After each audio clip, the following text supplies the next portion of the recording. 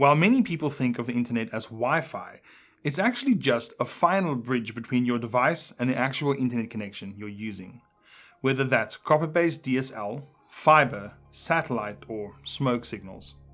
This means it's entirely possible for the connection between your computer and the Wi-Fi router to be successful while the internet connection itself is down. There are more than a few reasons why this happens, and I'm going to run through some of the most common troubleshooting tips to use if your internet is connected but not working. First, narrow down the culprit. There are many links in the chain between you and the internet at large.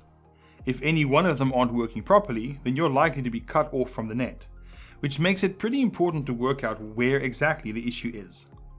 That means you'll know what to fix or whether the problem is within your power to solve it all. Try to isolate each section of the system. Is it one specific website that doesn't work? Is it only one device on your network that can't use the internet? Does the router's indicator light show a connection to the internet? By answering questions like these, you can cut out a lot of troubleshooting work wasted on aspects of your connection that have nothing to do with the problem you're facing. This will also help you decide which, if any, of the following tips you can skip. Restart your device and your router. This simple step is one of the easiest and quickest ways to get your internet working again. Whether you're on a computer, tablet, smartphone, smart TV, smart fridge, or internet-connected burrito, try starting the device again. Sometimes temporary glitches develop that we can't find or resolve manually. A fresh start can help eliminate those. The same goes for your router. Switch it off for a minute and switch it on again to see if that fixes the issue. Are you connected to the right router? There's no such thing as a dumb question, even though this might seem like one.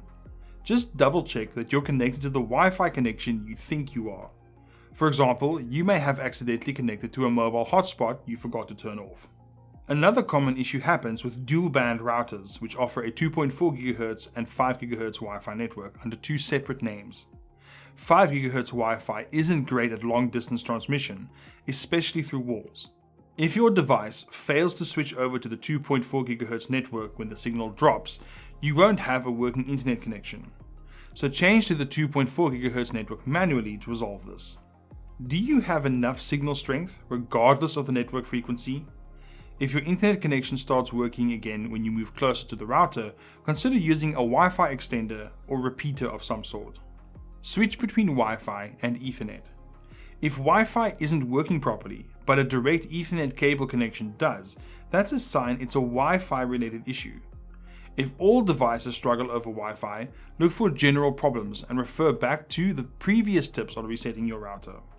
If it's only one specific device that won't work over Wi-Fi, but it does work with Ethernet, you'll have to troubleshoot its Wi-Fi specifically.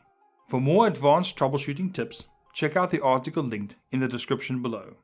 See you next time.